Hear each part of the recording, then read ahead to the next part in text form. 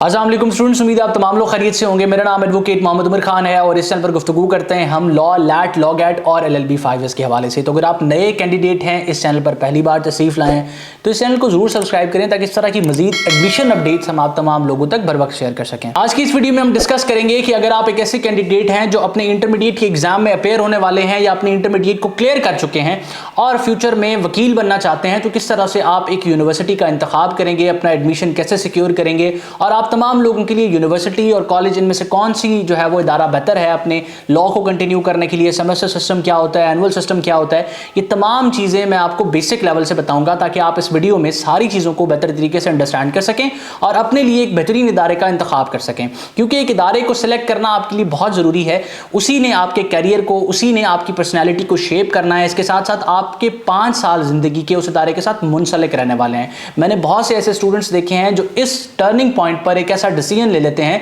जिसकी वजह से अगले 5 साल उनको या तो रिग्रेट में रहना पड़ता है या फिर उनको 1 से 2 साल में अपनी उस डिग्री को क्विट करना पड़ता है उस इंस्टीट्यूट से, जस्ट बिकॉज कि वो वहां से सेटिस्फाई नहीं हो पा रहे होते। तो सबसे पहले तो आपने देखना है कि आप किस कैटेगरी में फिट होते हैं। अगर आप एक ऐसे कैंडिडेट हैं जो अपना इंटर क्लियर कर चुका है तो आप फर्स्ट कैटेगरी में फिट होते हैं, और अगर आप एक ऐसे कैंडिडेट हैं जो अपने इंटरमीडिएट के एग्जाम में अपेयर होने वाले हैं तो आप जो है वो सेकंड कैटेगरी में फिट होते हैं।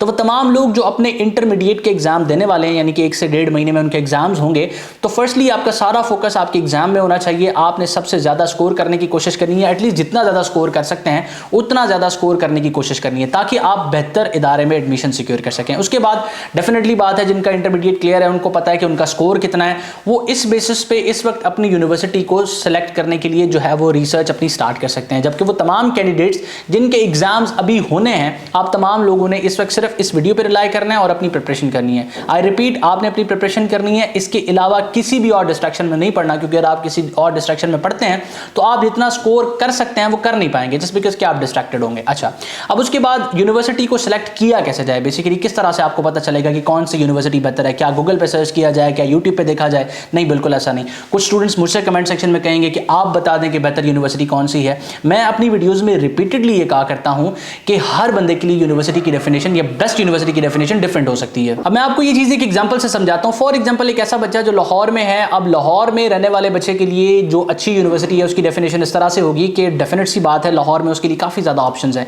वो कराची की तरफ ट्रैवल नहीं करेगा। और एक ऐसा स्टूडेंट जो कराची में है, डेफिनेटली बात है कराची में पब्लिक और प्राइवेट सेक्टर में उसके पास काफ़ी अच्छे ऑप्शंस होंगे जिनको वो कंसीडर कर सकता है अपने लॉ के लिए। मुझे रिसेंटली कुछ स्टूडेंट्स ने मैसेज किया और बताया कि वो जो है वो साउथ पंजाब से ताल्लुक रखते हैं और वो एडमिशन सिक्योर करना चाह रहे हैं किसी आज़ाद कश्मीर की यूनिवर्सिटी में। तो मैंने उनसे पूछा कि अगर आप आज़ाद कश्मीर की तरफ जाना चाह रहे हैं उसकी क्या रीज़न है। उन्होंने कहा कि उन्होंने सर्च किया और उनको यूनिवर्सिटी वो मिले। ऐसा बिल्कुल नहीं है, इस तरह से आप यूनिवर्सिटीज़ को सेलेक्ट नहीं करते। आप अगर साउथ पंजाब से हैं तो सबसे पहले आपने एक्सप्लोर करना है कि साउथ पंजाब में कौन कौन से ऑप्शंस हैं, और अगर आप अपर पंजाब से ताल्लुक रखते हैं तो फिर आपने वहां पर यूनिवर्सिटी को तलाश करना है। आपने साउथ पंजाब की तरफ नहीं आना, आपने सिंध के जो है वो इंटीरियर की तरफ नहीं जाना किसी कॉलेज की तरफ।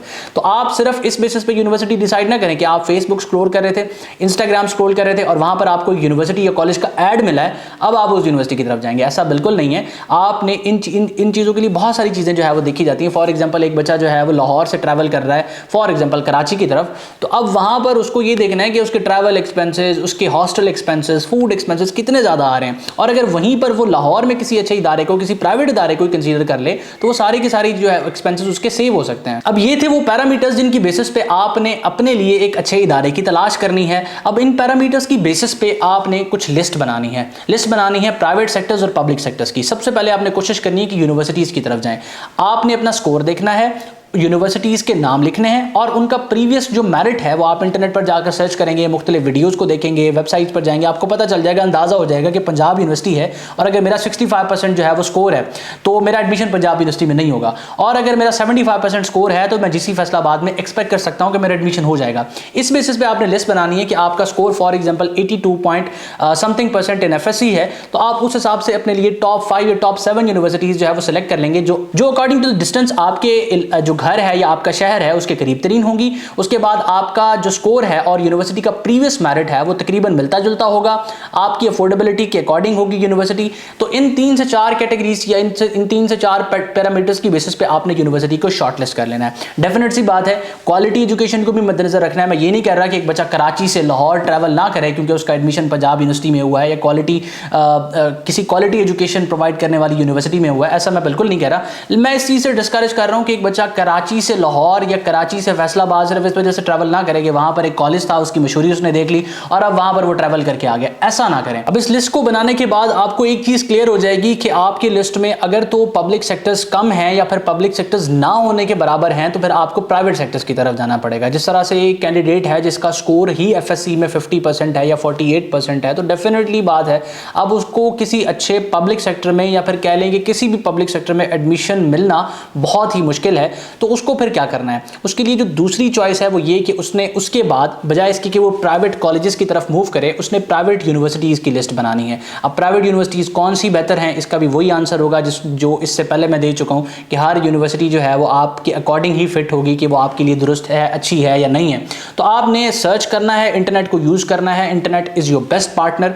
आपने उसके बाद फिर 5 से 7 यूनिवर्सिटीज़ या एटलीस्ट 5 यूनिवर्सिटीज़ की ऐसी लिस्ट बनानी है जो प्राइवेट कैटेगरी की हों और LLB 5 को ऑफर कर रही हों। उसके बाद आपने देखना है कि वो एनुअली या सेमेस्टर कितना चार्ज कर रही हैं और 5 साल की जो है वो कॉस्ट कितनी बनती है। फिर आपने यूनिवर्सिटी को अगर आप पर्सनली विजिट कर सकते हैं तो आप एक दिन निकाल के कैंपस को विजिट कर लें, देख लें 2-3 यूनिवर्सिटीज़ जो आपके पास चॉइस बनी है। अगर नहीं विजिट कर सकते तो इंटरनेट को यूज़ करें, मुख्तलिफ वीडियोज़ को देखें, लोगों के रिव्यूज़ देखें, वहाँ से ग्रेजुएट होने वाले एलुमनाइज की लिस्ट देखें, आपको अंदाज़ा हो जाएगा कि यूनिवर्सिटी किस तरह की है।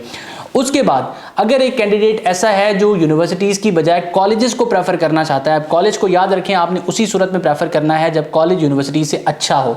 और इस तरह के पाकिस्तान में गिने चुने कॉलेजेस हैं, चंद एक कॉलेजेस हैं जो यूनिवर्सिटीज़ से सबकत ले जाते हैं, वरना अमूमन केसेस में प्राइवेट लॉ कॉलेजेस से बेहतर quality of education universities offer कर रही होती हैं। एक और एज आपको यूनिवर्सिटीज़ में मिलता है कि जो यूनिवर्सिटीज़ होती हैं चाहे वो पब्लिक सेक्टर में हो या फिर प्राइवेट सेक्टर में हो, 99% यूनिवर्सिटीज़ आपको लॉ सेमेस्टर में ऑफर करती हैं, जबकि कॉलेजेस जो हैं वो 100% आपको लॉ जो है वो एनुअल में ऑफर करते हैं। इसका क्या मतलब है कि अगर आप यूनिवर्सिटी से अपना लॉ कंप्लीट करेंगे तो आपको 10 सेमेस्टर्स में लॉ कंप्लीट करना पड़ेगा, 6 महीने का एक सेमेस्टर होगा, उसको भी फर्दर 2 हिस्सों में स्प्लिट किया गया होगा और उसको पास करना और उसमें स्कोर करना काफ़ी आसान होगा। जबकि एनुअल सिस्टम में आप जाएंगे तो आप ईयरली बेसिस पे एग्जाम देंगे जो थोड़ा सा टफ होता है और उसमें जो स्कोर होता है वो काफ़ी ज़्यादा कम आता है। तो ये जो है वो टोटल मैंने आपके साथ गाइडलाइन शेयर करनी थी और इन तमाम चीज़ों की बेसिस पे मैं उम्मीद करता हूं कि आप अपने लिए एक अच्छा इदारा तलाश कर सकेंगे और आप जो है वो उस इदारे को तलाश करने के बाद उसमें एडमिशन भी सिक्योर कर सकेंगे।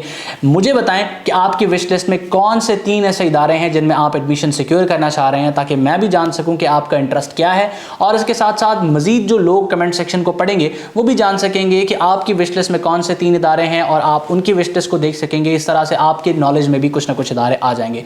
तो उम्मीद करता हूं कि ये वीडियो आप तमाम लोगों के लिए हेल्पफुल रहा है। किसी भी सवाल या कन्फ्यूजन की सूरत में स्क्रीन पर मौजूद व्हाट्सएप नंबर को इस्तेमाल करें, आप हमें मैसेज करें, हम आपको जो हमारा स्टूडेंट्स का ग्रुप है वहां पर भी ऐड कर देंगे ताकि LLB के हवाले से, लैट के हवाले से और लॉ के हवाले से जो भी अपडेट्स हैं आप तमाम लोगों को वो बर वक्त मिलती रहें।